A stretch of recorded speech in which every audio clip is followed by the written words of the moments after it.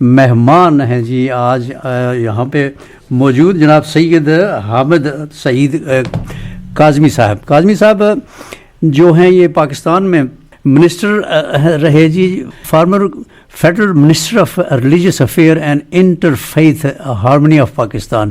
السلام علیکم ورحمۃ اللہ وبرکاتہ جناب سید. وعلیکم السلام ورحمۃ اللہ. آپ کی بہت بہت مہربانی ہے, بہت شکریہ, آپ بہت شارٹ ڈورس میں تشریف لائے. میں تہہ دل سے شکریہ ادا کرتا ہوں اپنی طرف سے, اپنی آواز ٹیم کی طرف سے, اور تمام لسنرس کی وجہ سے ہماری سب کی خوش قسمتی ہے کہ آج آپ تشریف لائے ہیں. بہت بہت شکریہ آپ کا. میں بھی آپ کا بے حد شکر گزار. آپ کے توسط سے, یہ آواز ٹی وی کی توسط سے میری آواز پوری دنیا میں جا رہی ہے, اور ظاہر ہے کہ اپنا پیغام عوام تک پہنچانے کا یہ سب سے مؤثر ذریعہ ہے.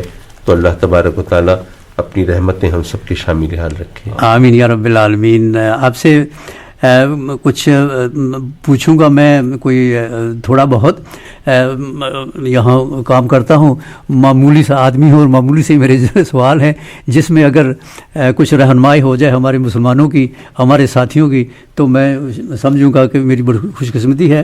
آپ سے پہلی گزارش یہ ہے کہ تھوڑا سا مزید اپنے بارے میں تعارف کرا دیجیے گا کہ سامعین جو آپ کو نہیں جانتے ان کو یہ پورا پتہ چلے کہ آپ کیا کچھ کرتے رہے ہیں, کیا کچھ کر رہے ہیں, اور کس سلسلے میں یہاں تشریف لائے.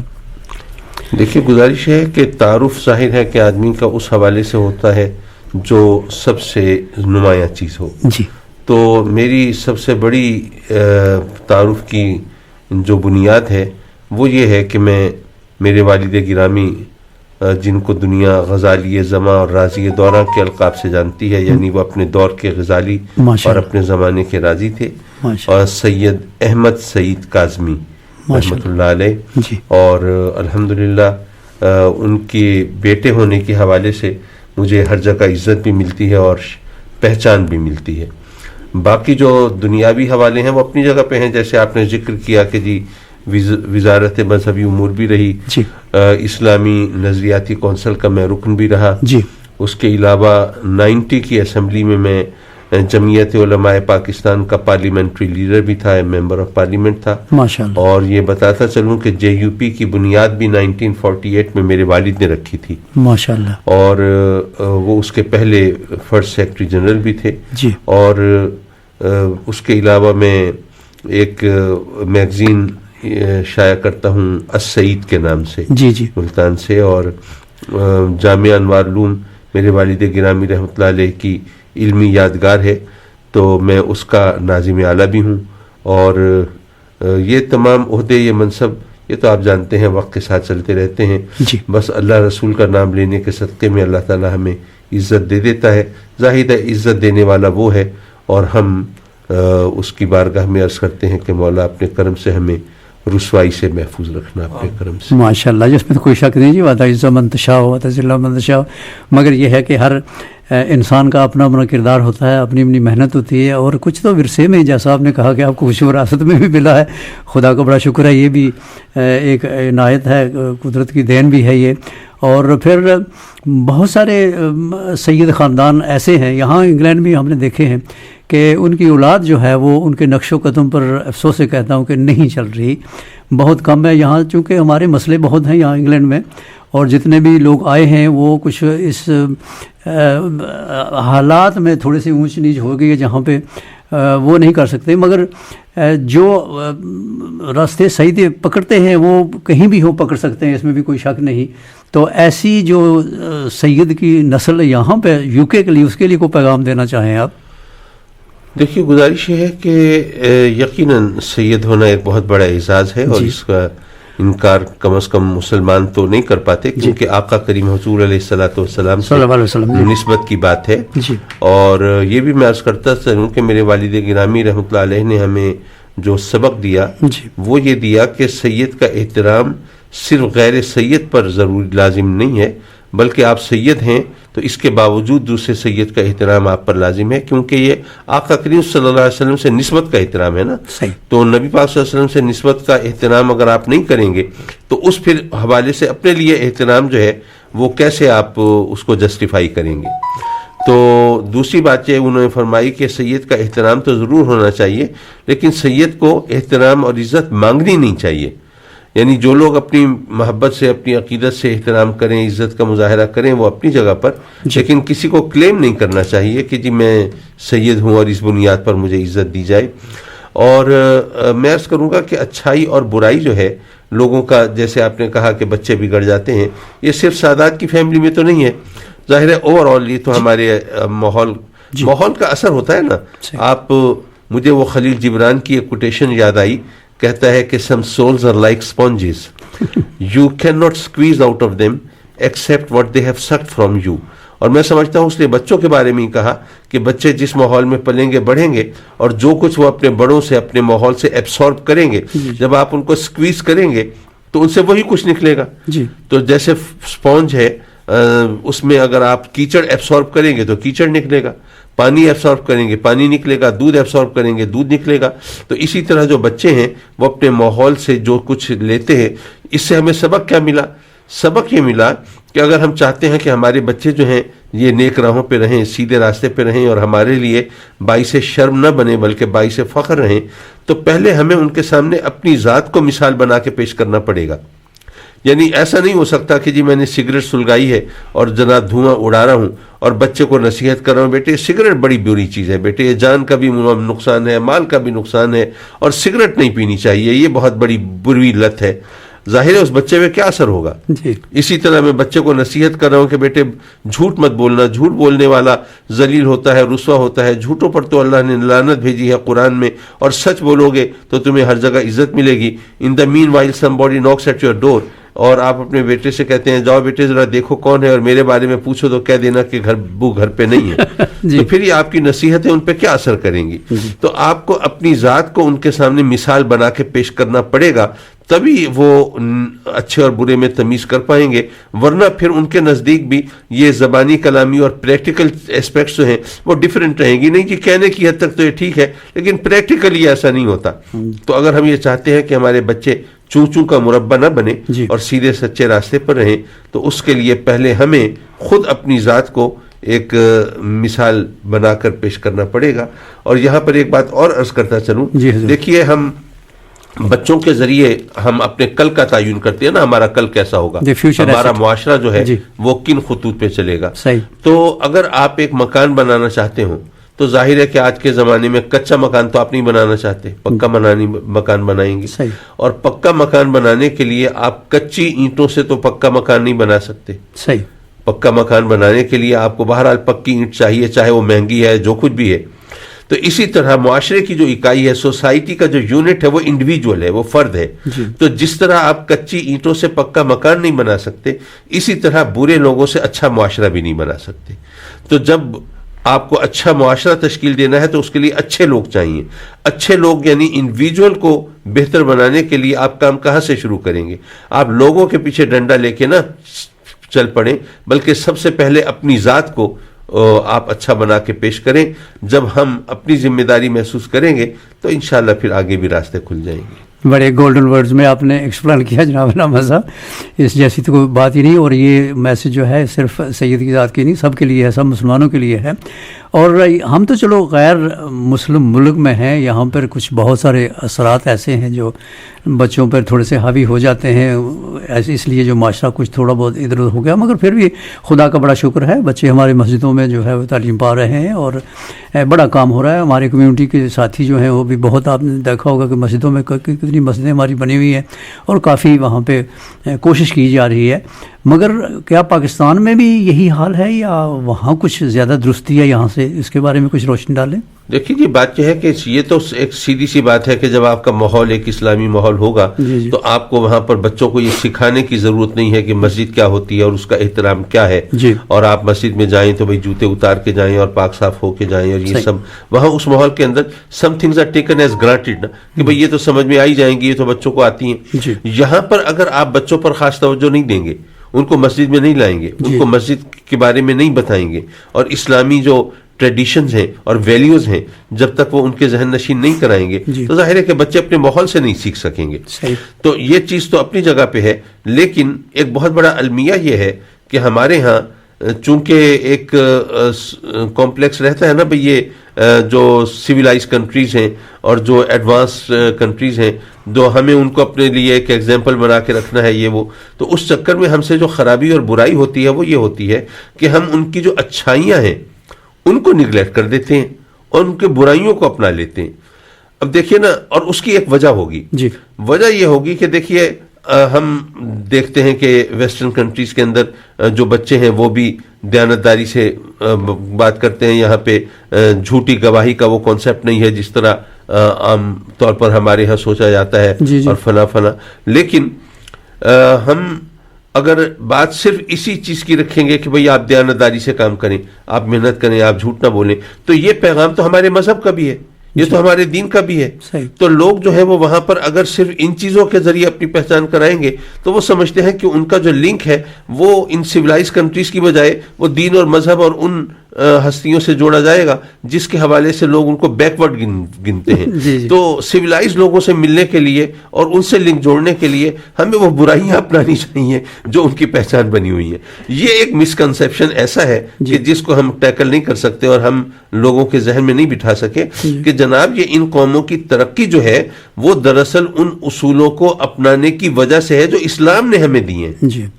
اگر اسلام نے ہمیں بتایا کہ جو خلیفہ وقت ہے وہ قاضی کی عدالت میں اسی طرح جواب دہ ہے جس طرح ایک عام آدمی جواب دہ ہے، جی. تو اسی طرح اگر یہاں پہ کوئی پرائم منسٹر یا پریزیڈنٹ کبھی کورٹ میں آتا ہے تو اس کو تو آپ ایگزامپل کے طور پہ کوٹ کر دیتے ہیں، لیکن خلافت راشدہ کا کوئی واقعہ اگر ایسا بیان کریں تو اس کو آپ کہہ دیتے ہیں یار وہ پرانی باتیں ہیں، آج کل پریکٹیکلی پاسبل نہیں ہے. جی. تو یہ چیزیں ہمیں ان ایمبیگوٹیز کو اور ان کنفیوژنز کو دور کرنے کی ضرورت ہے.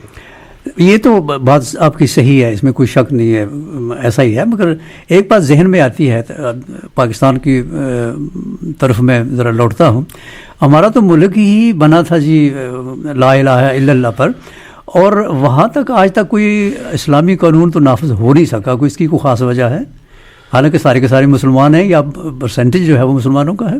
دیکھیے بات یہ ہے کہ جو ایلیٹس ہیں جی جی وہ ظاہر ہے کہ اپنے مقام، اپنے مرتبے، اپنے سوشل سٹیٹس اور اپنی سپریمیسی جی جی وہ ان کو بہت عزیز تھی. تو اگر اسلام کے حوالے سے جب یہاں عرب پیننسولا میں جب آقا کریم صلی اللہ علیہ وسلم نے اسلام کو جو انٹروڈیوس کرایا جی. تو اس وقت جو لوگوں کی طرف سے مخالفت ہوئی وہ کس بنیاد پہ ہوئی؟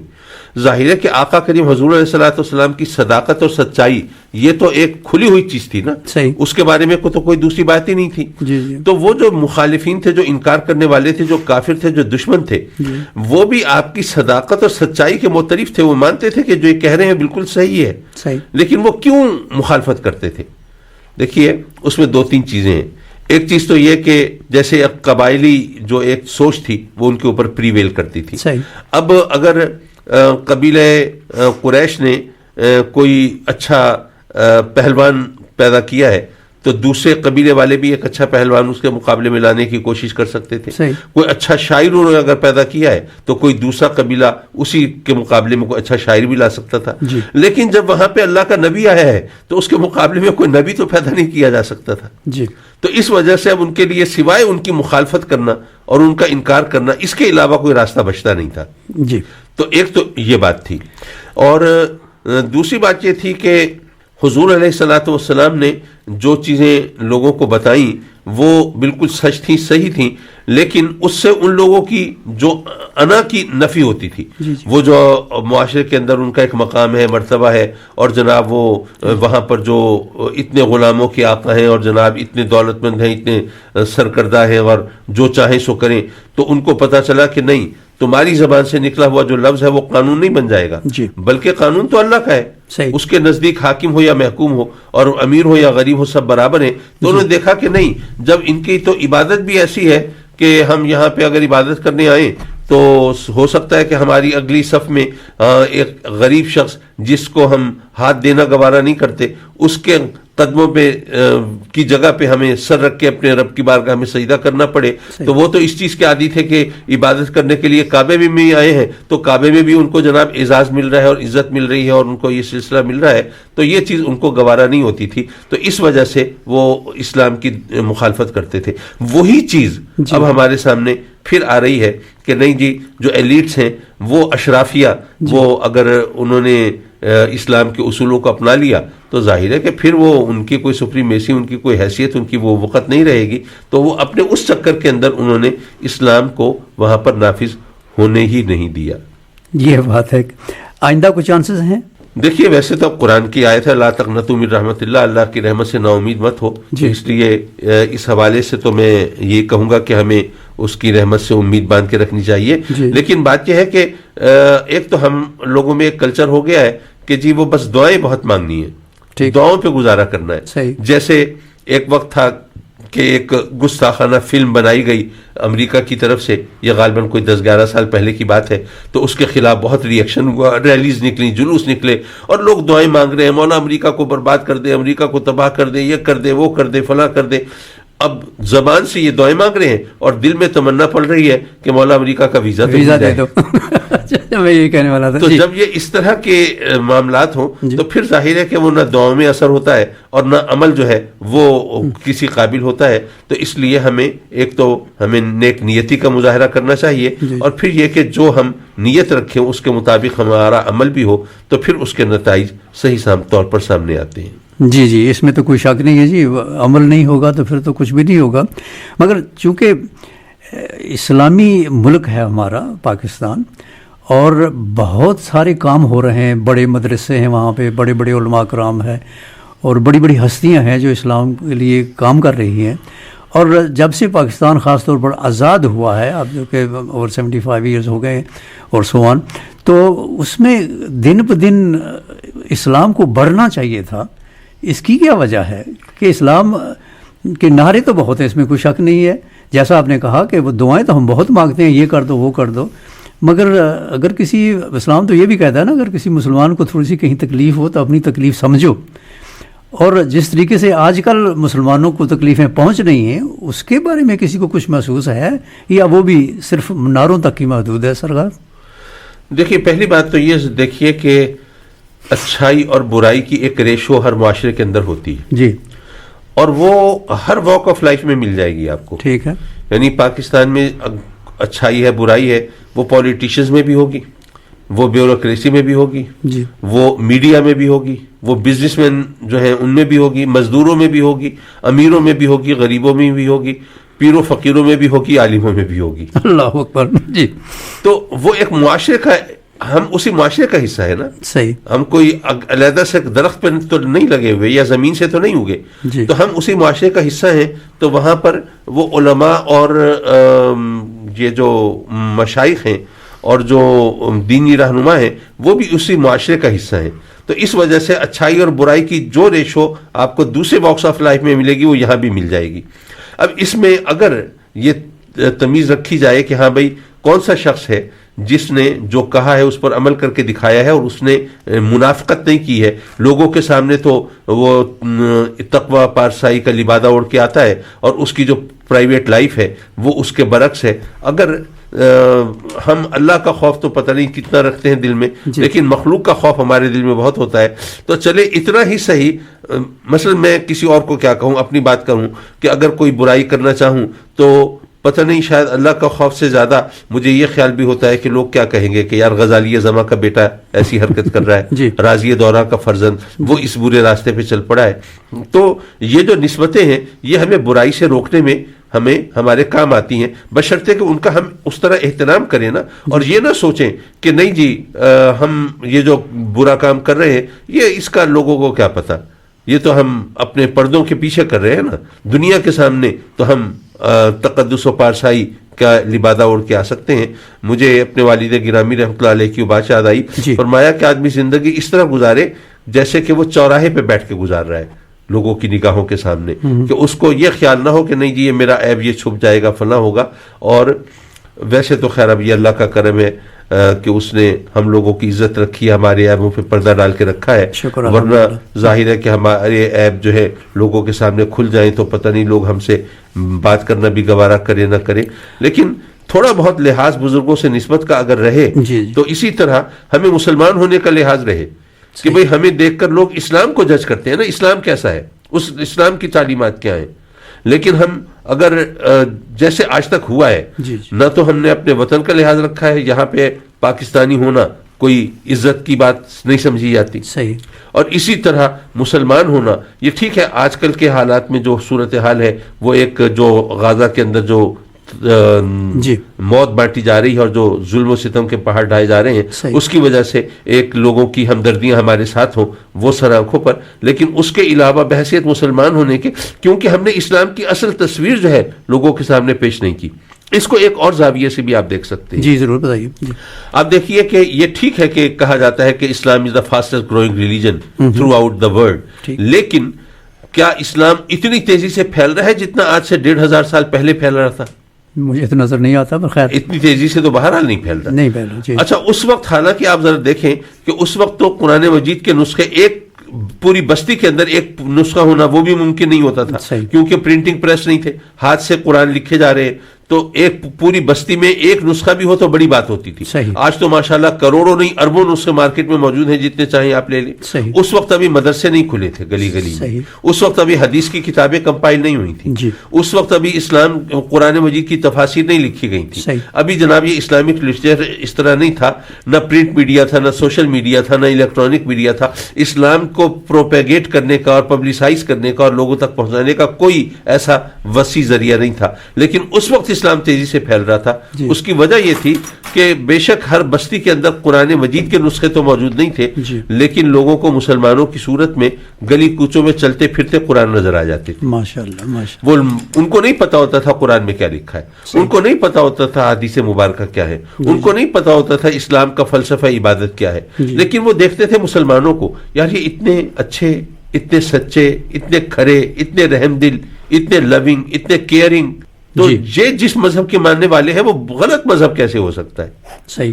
لیکن آج کل عالم یہ ہے کہ اگر کوئی شخص اسلام کی ایتھینٹسٹی کو دیکھ کے، پڑھ کے، قرآن حدیث کو پڑھ کے متاثر ہونے لگے اور کلمہ پڑھنے لگے، مسلمان ہونے لگے، تو ہم جیسے مسلمانوں کو دیکھ کے یہ رکھ جاتا ہے کہ نہیں بھائی مسلمان اگر ایسے ہوتے ہیں تو میں کافر ہی، بھلا مجھے نہیں ہونا مسلمان. اللہ معافی جی، آپ نے بڑے ہی طریقے سے سمجھا دیا، اس میں کوئی شک نہیں ہے. اللہ کرے کہ ہم ایسے ہی یقین رکھیں، ہم مسلمان کے جیسے طریقے سے مسلمانوں کو یاد کرنے کا، قرآن پڑھ کر اس پر عمل کرنے کا حق ہے. اور واقعی ہی ہم ایسے بن جائیں گے، کوئی دیکھ کر کہے کہ واقعی جی یہ کوئی مسلمان ہے، اچھے نیک کام کرتے ہیں تو ہمیں بھی نیک کام کرنا چاہیے، اس میں کوئی شک نہیں ہے. مگر جس طریقے سے ہو رہا ہے آج کل، واقعی ناممکن سا نظر آتا ہے. کسی کو کہیں کہ جی آپ اسلام بہت سچا دین ہے، تو وہ یہ تو ضرور کہہ سکتے ہیں جی وہ اسلام تو چلو سچا دین ہے، مگر آپ کتنے کوئی سچے دین ہے ماننے والے ہیں، آپ کتنا کچھ کرتے ہیں، اس میں کوئی شک نہیں ہے. یہ تو دیکھنے میں بھی آیا ہے، اور جس طریقے سے دار و مدار ہے ہمارے پاکستان کا وہ بھی دیکھ رہا ہے. مگر تعجب کی بات ہے کہ ہمارے اس وقت جو موجودہ حالات ہیں جی، تقریباً کوئی کیا کہتے ہیں 57 ملک ہیں، جس کو پنجابی میں کہتے ہیں 57 ملک ہیں جی پوری دنیا میں، جو سارے کے سارے مسلمان ہیں. تو کسی کو ایسا پتہ لگتا ہے کہ کوئی کسی کا کوئی بال بھی نہیں کھڑا ہوتا، کچھ کوئی آواز نہیں کہیں سے آ رہی ہو، کچھ نہیں کہیں بھی مسلمانوں پر. جیسا میں نے کہا کہ مسلمانوں کو کا ایک یہ بھی تو فرض ہے نا، کسی دوسرے کو دکھ ہو تو اپنا دکھ محسوس کیجئے. تو پوری دنیا کی، چلو پاکستان میں تو مانا کہ کچھ اور قسم کے لوگ ہیں جو پڑھتے کچھ ہیں، یاد کچھ کرتے ہیں، عمل کچھ کرتے ہیں، دل میں کچھ ہے، چلو مان لیا. سارے تو سارے نہیں، مگر پرسنٹیج ضرور کچھ ایسے ہیں، اور بدنامی میں ہماری بہت ہے، اس میں کوئی شک نہیں ہے. مگر پوری دنیا کے مسلمانوں کا یہی حال ہے. دیکھیے گزارش یہ ہے کہ اس وقت جو ہمارے حکمران ہیں جی، وہ یہ تو ایک سازش کے تحت، باقاعدہ منصوبے کے تحت پوری دنیا میں مسلمان جو ہیں ان کو رولر جو ہیں ان کو اپنی سوچ کے تحت لانے کی کوشش کی گئی، اور انہی لوگوں کو حکومت دی گئی جو کہ وہ اپنے ایلین ماسٹرز کے اشاروں پر چلنا چاہتے ہوں. آپ دیکھیے کہ جو کعبے کا امام ہو، اگر وہ بھی یہ میسیج دے رہا ہو کہ نہیں جی یہ جو غزہ کی جو جنگ ہے یہ مسلمانوں کی جنگ نہیں ہے، اس سے عام مسلمانوں کو علیحدہ رہنا چاہیے جی.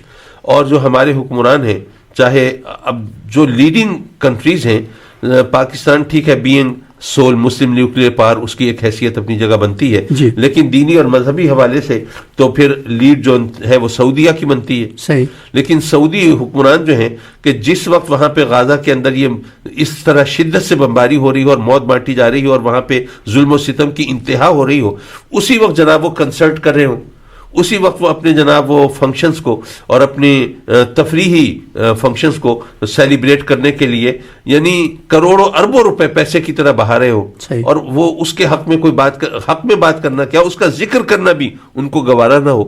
تو ایسی صورت میں میں عرض کروں گا کہ اگر آپ غور کریں تو جہاں تک عوام کی بات ہے, عوام کے جذبات تو وہی ہیں جو ایک مسلمان کے ہونے چاہیے, ٹھیک ہے, لیکن وہ حکمران چونکہ اس طرح مسلط کیے گئے ہیں ان پر, تو اس لیے وہ ان کی آواز اس طرح سامنے نہیں آتی.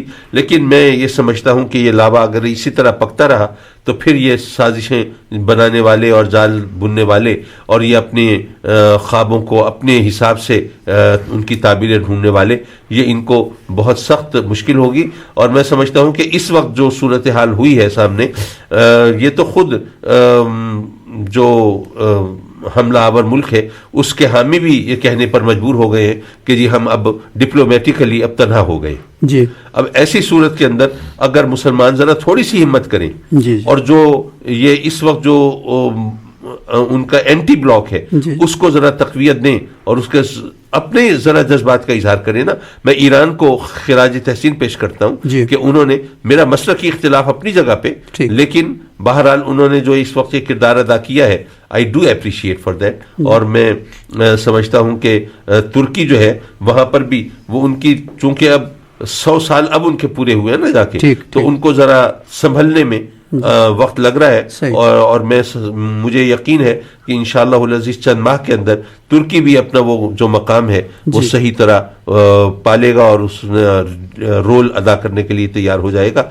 مسئلہ ہے تو پاکستان کا ہے کہ جہاں پر وہ معاف کیجئے میں پتہ نہیں غیر پارلیمانی لفظ استعمال کرنے لگا ہوں کہ ہمارے وہ بے غیرت حکمران جو ہیں, جو نہ اسلام کے حوالے سے نہ ملک و قوم کے حوالے سے کسی وہ جذبے کا اور غیرت کا مظاہرہ کر رہے ہیں, بلکہ وہ ہر چیز کو کان بند کر کے اور اپنے غیر ملکی آقاؤں کی خوشنودی میں لگے ہوئے. اللہ کو راضی کرنا ان کے لیے کوئی حیثیت نہیں ہے, وہ بس یہ انہی اپنے آقاؤں کی چاپلوسی میں اور تلوے چاٹنے میں لگے ہوئے.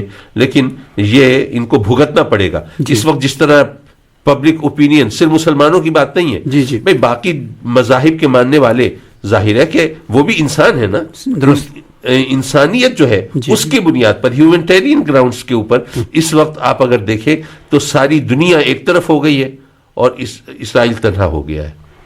یہ بات ہمیں ایکنالج کرنی لینی چاہیے. اور میں سمجھتا ہوں کہ یہ جو کچھ بھی ہوا ہے اس کا ایک پلس پوائنٹ یہ ضرور ہے کہ مجھے لگتا یہ ہے کہ انشاءاللہ العزیز اب یہ صورتحال ضرور تبدیل ہوگی, سینیریو چینج ہوگا, کیونکہ جو اس کے ساتھ کھڑے ہیں ظالم کے ساتھ کھڑے ہیں وہ بھی اب جسٹیفائی نہیں کر پا رہے کہ ہم کیوں کھڑے ہیں. وہ صرف زور اور زبردستی کے حوالے سے کھڑے ہیں, بلکہ کوئی دلیل نہیں ہے ان کے پاس. تو میں سمجھتا ہوں اس کا کوئی نتیجہ تو انشاءاللہ مسلمانوں کے حق میں اور غزہ کے مظلوم لوگوں کے حق میں, جہاں پہ بچوں کو شہید کیا جا رہا ہے, جہاں انسانیت کی دھجیاں بکھیری گئی ہیں, جہاں پر عورتوں اور بوڑھوں کو بھی اور نہیں بخشا ہسپتالوں پہ. ہاں جی بالکل. اب وہ انفینٹ بیبیز جو کہ انکیوبیٹرز میں تھے, اب وہ آکسیجن نہ ملنے کی وجہ سے وہ ان کی کیجویلٹیز ہو گئی, وہ دنیا سے رخصت ہو گئے.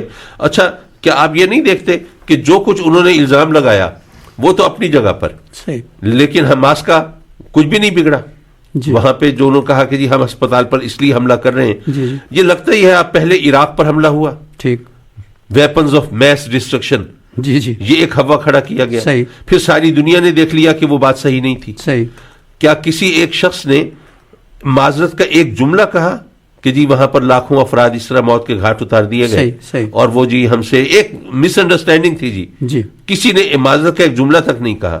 اور اسی طرح اب وہاں پر جناب ہسپتالوں پہ بمباری کی جائے, وہاں پہ اس طرح معصوم بچے شہید ہو جائیں اور وہاں حماس کا کچھ نہ بگڑے اور جناب کوئی شرمندہ بھی نہ ہو اور کوئی معذرت بھی نہ کرے, بلکہ جسٹیفیکیشنز کے لیے جہاں بہانے ڈھونڈے جا رہے ہو, تو یہ اس طرح کب تک چلے گا؟ ہر ظلم کا ایک اینڈ تو ہوتا ہے نا. جی ویسے علامہ وہ جتنے بھی بڑے بڑے یہ ملک ہیں جن نے ایسا کچھ کیا، ان کی پچھلے دنوں میں ہم نے جلوس دیکھے ہیں بہت بڑے بڑے، شاید امام صاحب نے بھی دیکھے ہوں گے، آپ نے بھی دیکھے ہوں گے ٹیلی ویژن پر، کہ بہت لوگوں کو اس بات سے جو ہے وہ تھوڑی سی تکلیف ہوئی ہے کہ بھئی وہ مٹھی بھر وہاں پہ کچھ مسلمان ہیں، تھوڑی سی جگہ ہے ان کے پاس، تو جس طریقے سے ان پر بمباری ہو رہی ہے، رات دن شیلنگ ہو رہی ہے، سیز فائر کے لیے جو ہے وہ کوشش کی جا رہی ہے۔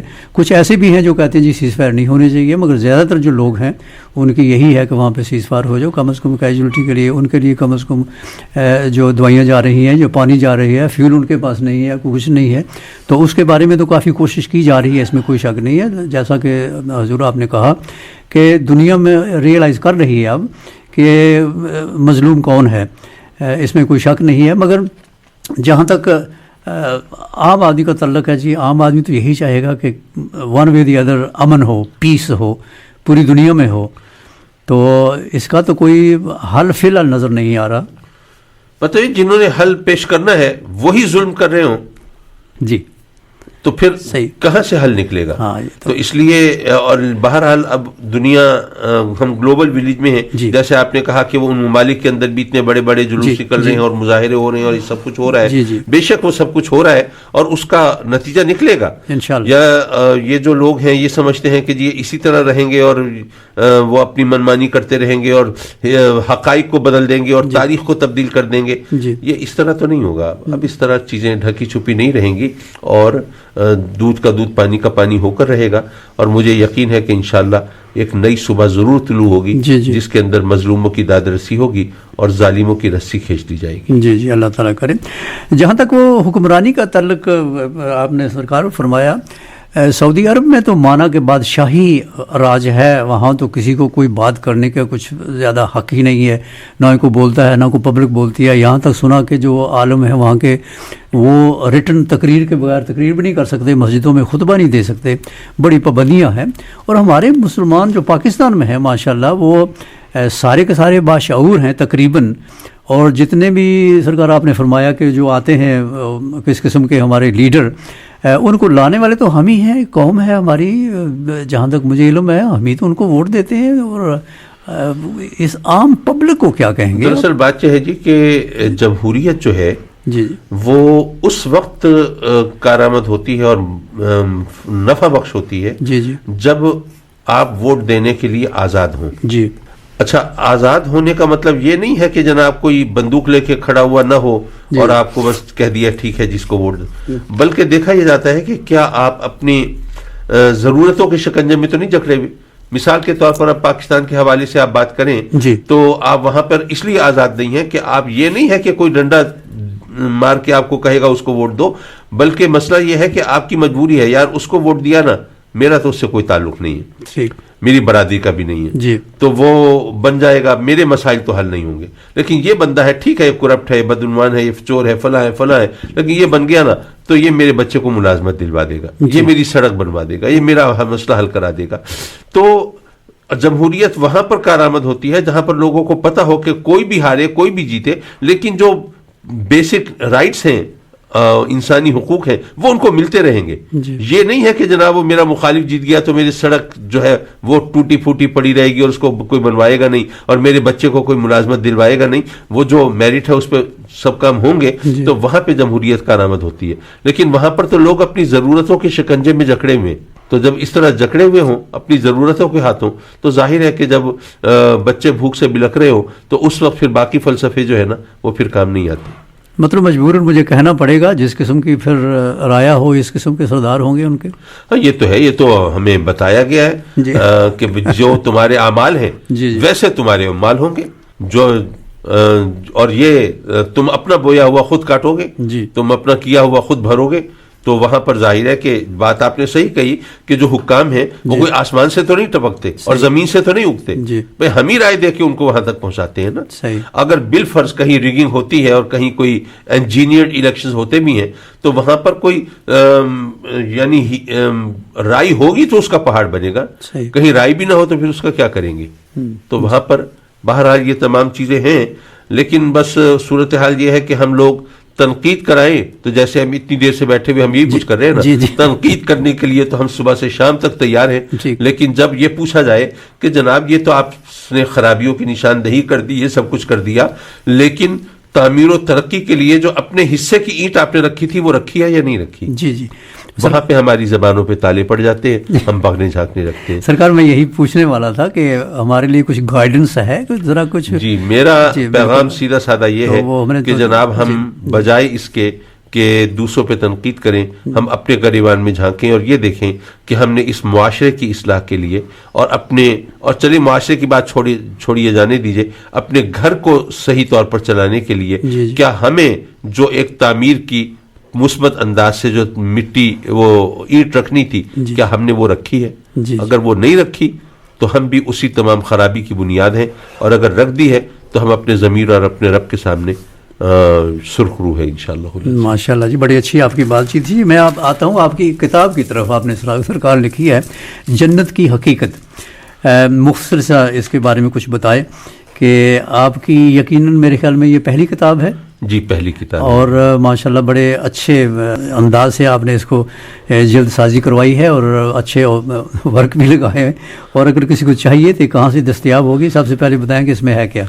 ایسا ہے کہ یہ اس کا پہلا ایڈیشن آیا تھا یہ ماہ رمضان کے اینڈ پر عید کے وقت، کیونکہ میرے والد کا عرس ہوتا ہے 4-5 شوال کو، تو ہم نے چاہا تھا کہ ان کے عرس کے موقع پر یہ کتاب لانچ ہو جائے، تو اس کا پہلا ایڈیشن اس وقت شائع ہوا تھا، یہ اسی جو رمضان کو ماشاءاللہ، اچھا پھر وہ ختم ہو گیا، اس کے بعد یہ الحمدللہ یہ دوسرا ایڈیشن آیا ہے۔ ماشاءاللہ پہلا ایڈیشن بہت افراتفری میں آیا تھا، جلد بازی میں آیا تھا، اس لیے اس میں کچھ کاغذ وغیرہ یہ وہ فلاں کچھ خرابیاں تھیں، لیکن الحمدللہ اس کے باوجود وہ سب نکل گیا۔ اب یہ دوسرا ایڈیشن ہے، اس میں جو پہلا مضمون ہے وہ دراصل اس کی بنیاد یہ ہے کہ میرے والد گرامی رحمۃ اللہ علیہ جب اپنی عمر مبارک کے آخری دنوں میں تفسیر تحریر فرما رہے تھے تو میں نے ایک شوشہ چھوڑا تھا، میں نے کہا کہ جی وہ لوگ یا تو علماء کا مذاق اڑانے کے لیے یا دین کی تضحیق کے لیے ایک سوال کرتے ہیں اور کہیں سے اس کا کوئی شافی جواب نظر سے نہیں گزرا، اگر آپ تحریر فرما دیں تو بڑی بات ہے۔ تو انہوں نے پوچھا کیا؟ میں نے کہا جی وہ یہ کہ جنت میں مردوں کے لیے تو حوریں ہوں گی، عورتوں کے لیے کیا ہوگا؟ ٹھیک، تو ابا جی قبلہ نے فرمایا کہ ٹھیک ہے میں اس کا جواب اپنی تفسیر میں لکھوا دیتا ہوں، لیکن میں خالصتاً علمی انداز سے مختصر جواب لکھواؤں گا، اور میں اس تفصیل میں نہیں جاؤں گا کہ لوگ مذاق بنائیں اور آوازیں کسے اور لطیفے گھڑے۔ خیر انہوں نے اپنی تفسیر میں وہ جواب تحریر فرما دیا، میں نے وہ بھی اس کتاب کے اندر نقل کیا ہے ماشاءاللہ، لیکن وہ جواب لکھتے ہوئے وہ ڈکٹیشن دیتے تھے میں لیتا تھا، تو جو کچھ ڈسکشنز ہوتی رہیں تو میں نے سوچا کہ اگر وہ سب میں ایک مضمون کی صورت میں اکٹھی کر دوں تو وہ مخلوق خدا کے لیے بہت فائدے مند ہوں گی۔ تو میں نے وہ ان سب کو اکٹھا کیا، وہ تقریباً 90 پیجز پر وہ ایک آرٹیکل بنا، تو اس کے ساتھ کچھ اپنے اور آرٹیکلز ملا کے یہ پہلی کتاب میں نے یہ کمپائل کر دی۔ یہ ضیاء القرآن پبلیکیشنز والوں نے چھاپی ہے جو لاہور میں جن کا ہیڈ آفس ہے، ان کے وہ چونکہ ان کا باقاعدہ ایک سیٹ اپ ہے، ان کے ذریعے منگوائی جا سکتی ہے، اور اگر کوئی دوست مجھ سے طلب فرمائیں گے تو میں کوشش کروں گا میں ان کو بھجوا سکوں۔ جی ماشاءاللہ، اور ابھی وقت آپ کا میں نے بہت لے لیا، لاسٹ ریکویسٹ یہ بتائیں کہ آپ کتنے عرصے کے لیے یہاں تشریف لائے ہیں اور کسی خاص مقصد کے لیے آئے یا صرف اپنے عزیزوں کو ملنے آئے؟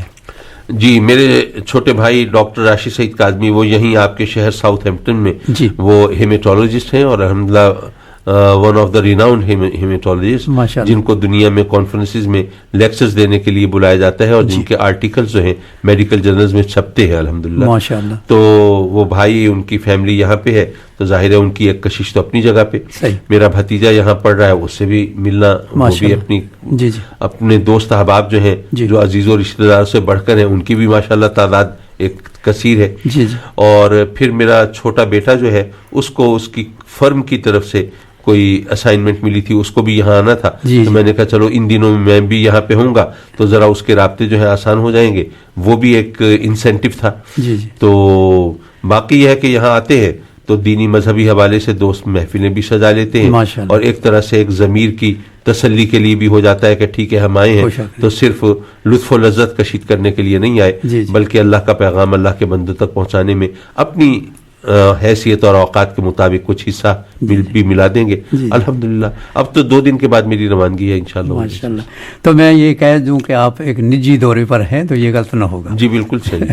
بہرحال پھر بھی جی اس کے باوجود آپ نے ہمیں مسجد میں بھی وقت دیا اور یہاں بھی وقت دیا، اور میں تہ دل سے آپ کا مشکور ہوں. اپنے سب ساتھیوں کی طرف سے آپ کا شکریہ ادا کرتا ہوں کہ آپ تشریف لائیں اور آپ نے بڑے ہی قیمتی وقت میں بڑی ہی قیمتی باتیں ہمیں بتائی ہیں اور جو سجیشن دیے ہیں انشاءاللہ خدا کرے کہ ہم سب ان پہ عمل کریں. اور میں بہت بہت مشکور ہوں. تو آخر میں یہی کہوں گا کہ تھوڑی سی دعا ہو جائے سب امت کے لیے اور جہاں جہاں مظلوم ہیں ان کے لیے. تو پھر اجازت مجھے بھی اور آپ کو بے شک دعا تو ظاہر ہے ہم سب کو کرنی چاہیے. ہماری جو ہے وہ اس وقت نماز کا وقت بھی ہو گیا ہے تقریباً، تو وہ اپنے مسجد میں جانا ہوگا انشاءاللہ پہنچیں گے. بس دعا تو ظاہر ہے کہ ہم سب کو کرنی ہے. جی بالکل. اور دعا وہ بے نیاز ہے، نہ جانے کس کی دعا قبول کر لے. بے شک. لیکن یہ ہے کہ دعا بھی صرف عزائم کا ساتھ دیتی ہے. جی. دوائے درد بھی ڈھونڈو، فقط دعا نہ کرو. واہ. اللہم صلی علی سیدنا و مولانا محمد وعلی آل سیدنا و مولانا محمد وبارک وسلم وصلی علیہ.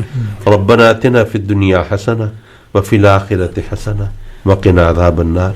میرے مولا اپنے کرم سے ہم سب کے حال پر رحم فرما. آمین. یہ جتنی بھی تیری مخلوق ہے وہ سب مولا تیری بارگاہ میں سوالی ہے. آمین. اپنے کرم سے سب کی جھولیوں کو بھر دے اور گوہر مراد عطا فرما دے.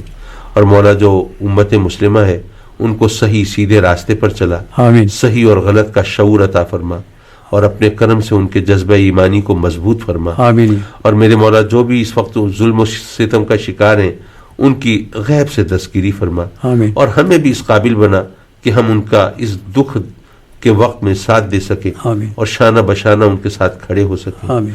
میرے مولا ہمارے حکام کو مذہب کی غیرت عطا فرما. آمین. دین کی حمیت عطا فرما. آمین. اور اپنے دیگر مسلمان بھائیوں کا درد محسوس کرنے کے قابل بنا. آمین. میرے مولا اپنے کرم سے ہمارے وطن پاکستان کی بھی حفاظت فرما. آمین. اور ہمارے حکمرانوں کو بھی میرے مولا سیدھے سچے راستے پر چلا. آمین. اور ان کو شعور عطا فرما. آمین. اور ہمارے عوام کو بھی میرے مولا اپنے کرم سے اپنے حبیب کے صدقے میں صحیح فیصلے کرنے کی ہمت عطا فرما. آمین یا رب العالمین. میرے مولا یہ سب تیرے بندے تیری بارگاہ میں سوالی ہیں. آمین. ہم مانتے ہیں ہم خطا کار و گناہ گار ہیں، پر مولا ہماری خطائیں کتنی بھی ہوں تیری شان رحمت کے مقابلے میں تو کچھ بھی نہیں ہے. صحیح. تیری شان رحمت کا واسطہ ہے، ہماری خطاؤں کو بخش دے. آمین. لغزشوں سے درگزر فرما. آمین. ہمیں سیدھے سچے راستے پر استقامت عطا فرما. آمین.